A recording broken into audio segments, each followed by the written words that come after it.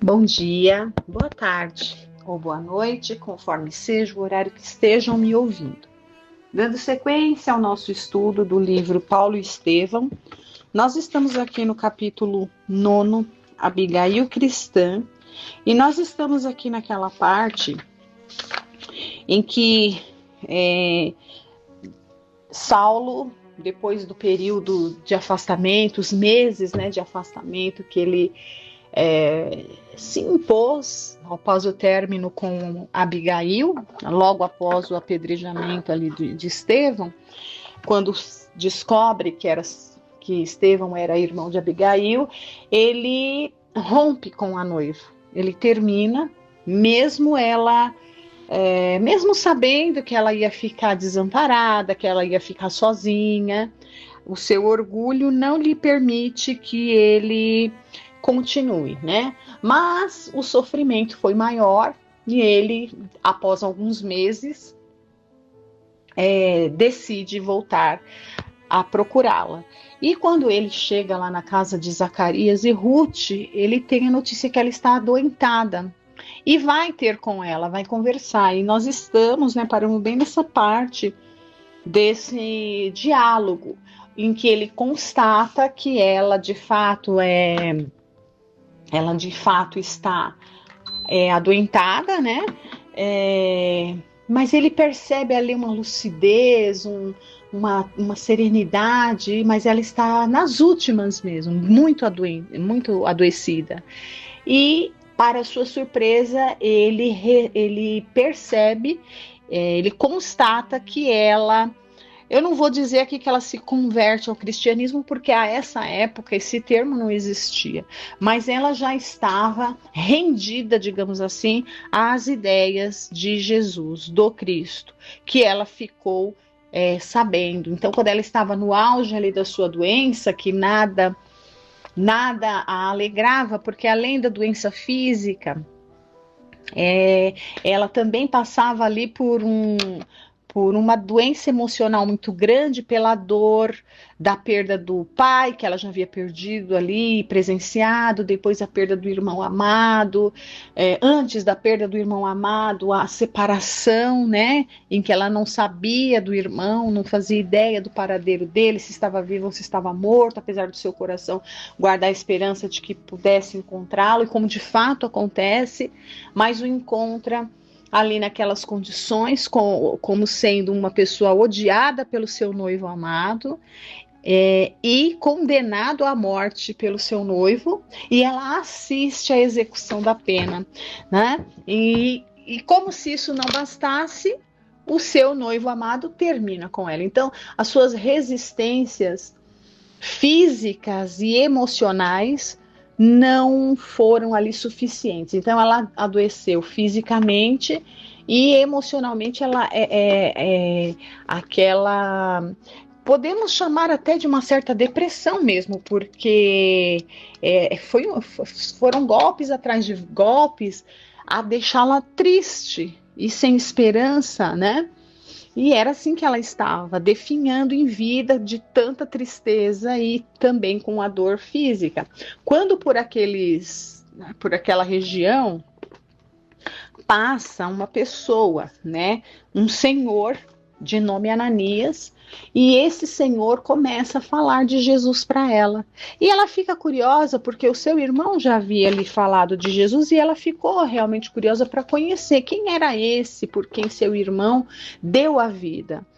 E quando ela começa a escutar de Ananias sobre Jesus, imediatamente seu coração sensível e preparado o reconhece como o Messias, o Salvador, o Cristo. E o contato com as histórias de vida, com os exemplos de Cristo, o consolam sobremaneira o seu coração tão entristecido. Mas aí o seu corpo físico já estava comprometido. E ela tinha uma lucidez, como nós já vimos, estudado semanas anteriores, né? Era uma mulher inteligente, era uma mulher... tinha a sua sabedoria, e ela sabia que fisicamente ali ela tinha poucos dias, porém o seu espírito estava pleno, né? Então ela conseguiu, através desse contato com Ananias, conhecendo as ideias, conhecendo o exemplo de vida de Jesus, ela sente o seu coração completamente consolado, completamente aliviado, né? Como o próprio Cristo promete, né? Que vem consolar e aliviar, né? Então foi assim que ela se sentiu e que trouxe ali um alento para aquele período de doença que ela estava vivendo. E foi nesse clima que Saulo chega, retorna e a reencontra. E nós paramos bem nessa parte do diálogo, né, que eles estão ali conversando, porque Saulo estava disposto a reatar com ela. Estava meio receoso, com medo de chegar lá e ela ter contado para todo mundo o que aconteceu. Então ele ficou surpreendido com a grandeza moral dela. Ela nunca falou mal dele, ela nunca o expôs, ela não contou nada do que havia se passado lá em Tarso, né? Entre ela, Estevão e Saulo. Ela não falou nada. Então isso já deixa ele ali surpreso, né? E estamos aqui na parte do diálogo em que ela fala para Saulo sobre Jesus e ele fica extremamente irritado, né? Foi assim que foi nessa parte que nós paramos e eu vou retomar o último parágrafo da semana passada e vamos então continuar. Então, quando ela fala de Jesus, né, ele fica irritado e ela vai ali dar os seus argumentos. Olha, ela diz assim: francamente, querido, eu também desejaria reviver. Então, porque ele fala, esquece tudo isso, né? Nós vamos. Ele estava ali muito disposto a retomar e querer novamente retomar os planos de casamento com ela. Mas ela está muito lúcida, ela sabe que ela não tem muito tempo mais de vida, ela sabe disso, né? Francamente, querido, eu também desejaria reviver, ser tua, entretecer teus sonhos de juventude, inventar estrelas para o céu da tua existência. Tudo isso constitui meu ideal de mulher. Ah, se pudesse, buscaria os teus parentes com amor. Haveria de conquistá-los para o meu coração ao preço de um grande afeto. Mas pressinto que os planos de Deus são diferentes no que concerne aos nossos destinos. Jesus chamou-me para a sua família espiritual. Foi aqui que nós paramos, né? E ele está revoltado. E olha o que ele vai falar. Então, continuando, ele vai responder a ela sobre essa fala dela a respeito de Jesus chamá-la para a sua família espiritual. E veja que ela tem, né, o espírito reto, né, o espírito que tem a consciência tranquila de que está cumprindo ali com o seu dever, tem essa certeza íntima, né, como ela tem, né, de estar, de que ela vai junto para a família espiritual de Jesus, né? Jesus chamou-me para a sua família espiritual. Isso aqui, gente, não é uma coisa figurada. Quando a gente fala, por exemplo, morreu, foi para Jesus. Aqui é diferente. Aqui é diferente. Ela é um espírito que de fato faz parte dessa família espiritual dos espíritos superiores que já estão bem próximos de Cristo, né? Então ela tem essa certeza íntima nela que de fato ela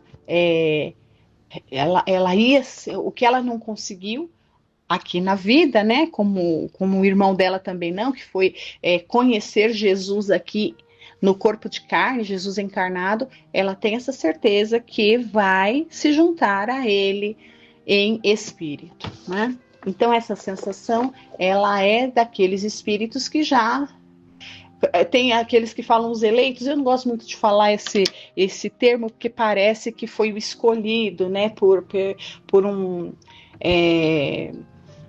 por uma predileção, mas não é. A gente sabe que esses que chamam-se assim os eleitos, né, são aqueles que já fizeram a sua caminhada e já conquistaram o direito de estarem ali em condições melhores, né? E Abigail certamente é um desses.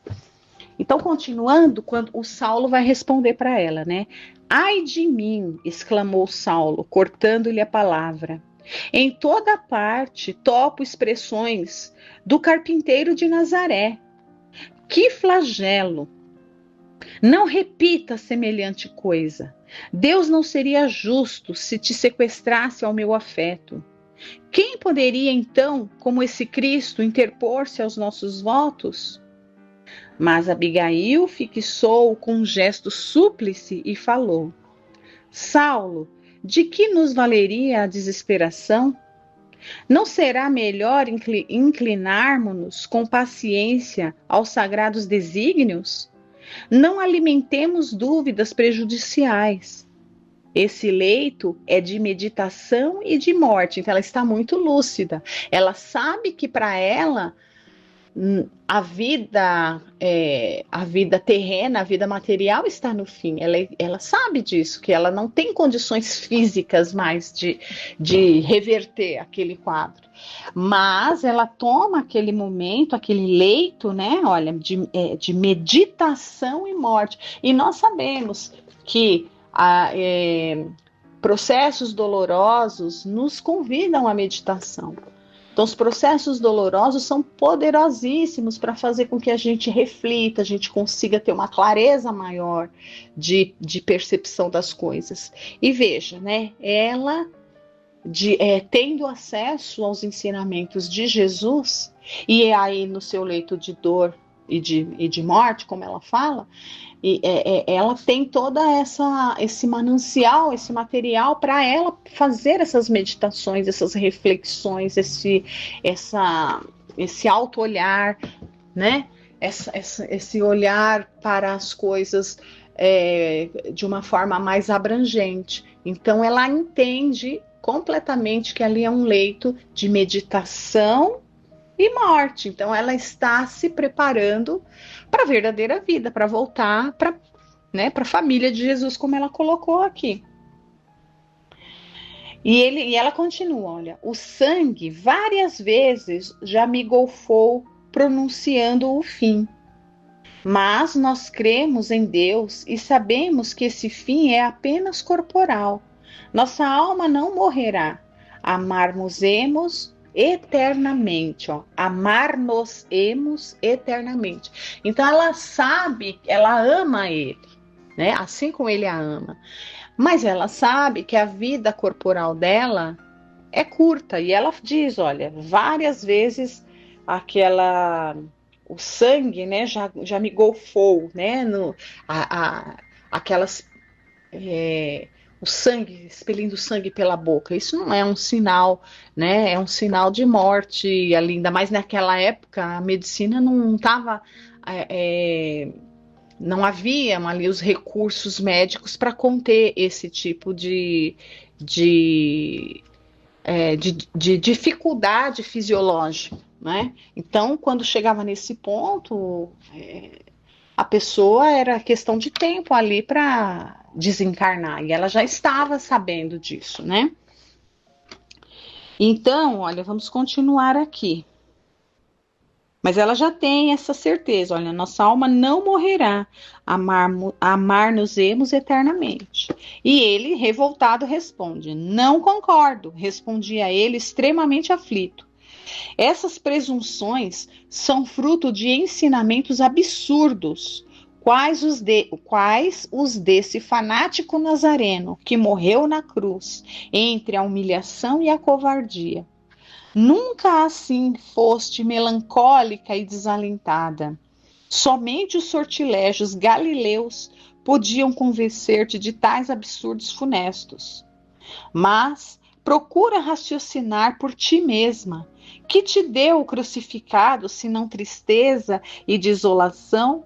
É sempre isso, né? O pessoal os algozes dos cristãos, a essa época, eles achavam que que esse Nazareno te proporciona? Olha, no caso aqui, tristeza e desolação. Para outros, olha, está te proporcionando a morte. Você está sendo morto por causa de. É isso que, né? Então, assim, eles não conseguiam ter. Os algozes ali, no caso Saulo, não conseguiam ter essa condição de entender por que as pessoas tinham uma fé a ponto de entregar a própria vida, né? E ela responde: enganas-te, Saulo. Não me sinto desanimada, embora convicta da impossibilidade da minha aventura terrena. Jesus não foi um mestre vulgar de sortilégios, foi o Messias dispensador de consolação e vida. Sua influência renovou-me as forças, saturou-me de bom ânimo e verdadeira compreensão dos desígnios supremos. Seu evangelho de perdão e amor é um tesouro divino dos sofredores e deserdados do mundo. E aqui a gente faz uma pausa para a gente recordar não, para a gente abrir o Evangelho segundo o Espiritismo, lá no capítulo 5, Bem-aventurados os aflitos, a lição, o item 20, né? A felicidade não é deste mundo. Veja, isso aqui, um dos espíritos da Pleiade de Jesus traz essa mensagem ali em Paris em 1863.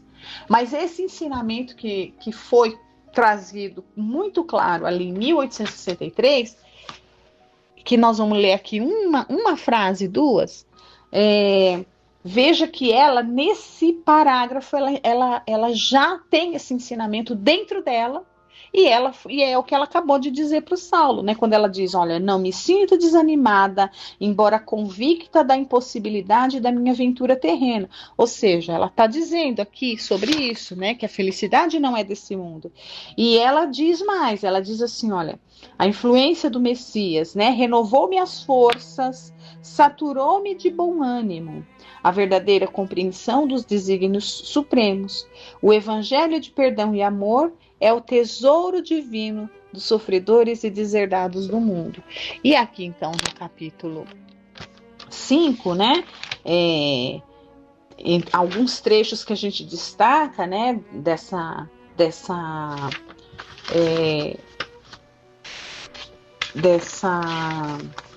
como dizemos aqui, dessas instruções, né, dos espíritos aqui, diz aqui, olha, um trecho. A terra é um lugar de provas e expiações. Então, porque antes disso ele está dizendo aqui que não é um lugar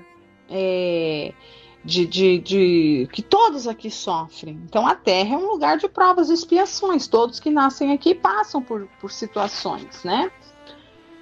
E aí continua dizendo, olha, aquilo que consiste a felicidade terrena é de tal maneira efêmera para quem não se guiar pela sabedoria, que é o que a gente vê, que é o que a Abigail tem aqui ao seu favor, a sabedoria aliada à sua fé, né? Que por um ano, um mês, uma semana de completa satisfação, todo o resto de existência se passa numa sequência de amarguras e decepções. Então, a constatação que esse espírito aqui, né, o François Nicolas Madeleine está nos ensinando aqui no Evangelho, é que se a gente for parar para fazer um balanço muito honesto e muito sincero da nossa vida, são mais dificuldades que a gente tem ao longo da nossa vida do que felicidades. Então, por isso, é facilmente a gente chegar à conclusão, ou seja, se a gente for meditar como ela está fazendo aqui, né? Facilmente a gente vai chegar à conclusão de que a Terra é um lugar de provas e de expiações, né? Mas o fato da gente perceber que a gente mais sofre aqui na Terra do que é feliz não significa que é pra gente não significa que a gente tem que então viver desiludido. E ele está dizendo aqui, olha, que quando ele está dizendo, né, que é aquela pessoa que passa um ano, um mês, uma semana de completa satisfação, todo o resto da vida se passa numa sequência de amarguras e decepções. E ele fala: notai, meus filhos, que estou falando dos felizes da terra, né, destes que são invejados pelas massas populares. Ou seja, o cidadão comum, que aparentemente tem uma vida normal, com alguns dissabores, né? E, enfim. E lá no final da lição, ele diz mais para nós, olha. Assim, meus queridos filhos, que uma santa emulação vos anime, que é o que está acontecendo com a Abigail aqui, olha. Ela está animada por essa santa emulação quando ela diz, olha, renovou-me as forças, saturou-me de bom ânimo. Nas palavras dela, ela está fazendo isso daqui, olha, que uma santa emulação vos anime e que cada um dentre vós se despoje energicamente do homem velho. É o que ela está fazendo aqui no seu leito de meditação e morte, como ela mesma disse, né? E nós vamos ver que o próprio Saulo fará isso no tempo certo e virá com essa frase aqui, né, da morte do homem velho, como está no Evangelho. Então, feito esse parênteses desse ensinamento do Evangelho que a Abigail está demonstrando aqui, né, só de ter ouvido falar de Jesus, e a lição codificada aqui no Evangelho veio só em 1863, né? Então, nós vamos continuar aqui a leitura. Então, continuando, olha, o jovem não conseguia dissimular a irritação que lhe vagava na alma. E ele fala, olha, sempre o mesmo refrão, disse confuso. Invariavelmente a afirmativa de ter vindo para os infelizes, para os doentes e infortunados. Mas as tribos de Israel não se compõem apenas de criaturas dessa espécie. E os homens valorosos do povo escolhido? E as famílias de tradições respeitáveis? Estariam fora da influência do Salvador? Né? Então ele faz um questionamento até racional, porque se todos ficam repetindo que que Jesus ali veio para consolar, veio para os pobres, para os deserdados, né? Bem-aventurados os que choram, os que sofrem, os doentes, os coxos, os enlutados, os cegos, os enfermos, os excluídos, né? Então, se repetindo esse refrão ali àquela época, Saulo dizia, mas como que o Messias, então ele só vem para uns e não vem para os outros? E os outros, como ele diz, né, os valorosos e as famílias de tradições respeitosas, né, respeitáveis? E ela vai responder para ele, olha, tenho lido os ensinamentos de Jesus, ela recebeu uma cópia lá de pergaminhos do Ananias, né? Respondeu a moça com firmeza. E suponho compreender as tuas objeções, que de fato elas fazem sentido, né? Afinal, o Messias não poderia vir só para uma parte, né? Se é o Messias, ele tem que vir para todos. O Cristo, cumprindo a sagrada palavra dos profetas, veja que ela fala o Cristo, e Cristo não é nome, né? Então, aqui, olha, o Cristo, ela já o reconhece como o grande Messias da humanidade, né? Porque é isso que significa essa palavra. O Cristo, cumprindo a sagrada palavra dos profetas, revela-nos que a vida é um conjunto de nobres preocupações da alma, a fim de que marchemos para Deus pelos caminhos retos. Ou seja, isso que ela está falando, isso é para todos. Não é só para os infelizes, os sofredores, os enlutados, os doentes e os aflitos em geral. Isso é para todos, né? Então ela vai continuar. Não podemos conceber o Criador como um juiz ocioso e isolado, senão como o pai desvelado no benefício de seus filhos. E essa crença, essa frase dela, Saulo compreende, porque ele podia não se afinar com o Cristo, mas o pai que ela está falando é Deus, né? E Deus, ele era o defensor ele louvava a Deus através de Moisés, que era o defensor, digamos, o intermediário entre o povo ali, né, as castas escolhidas, e Deus, representado em Moisés. Então, falar de Deus alcançava o coração de Saulo, do Cristo não. Então, aqui ela fala, né, não podemos conceber o Criador, que é Deus, como juiz ocioso isolado, senão como pai desvelado no benefício dos seus filhos. Isso ele entende. E ela continua. Os homens valorosos a que te referes, né? Os homens valorosos, as famílias tradicionais, enfim, aqueles que não são os doentes, os enlutados, os enfermos, os sofredores em geral, né? Então, ó, esses homens valorosos a que te referes, os forros de enfermidades e sofrimentos, na posse das bênçãos reais de Deus, deviam ser filhos laboriosos, preocupados com o rendimento da tarefa que foram chamados a cumprir em prol da felicidade dos seus irmãos. Então, o que ela está dizendo? Que esses que ela fala,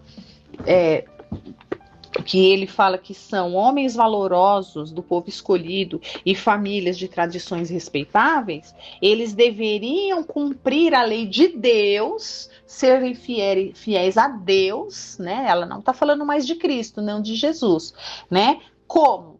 Né?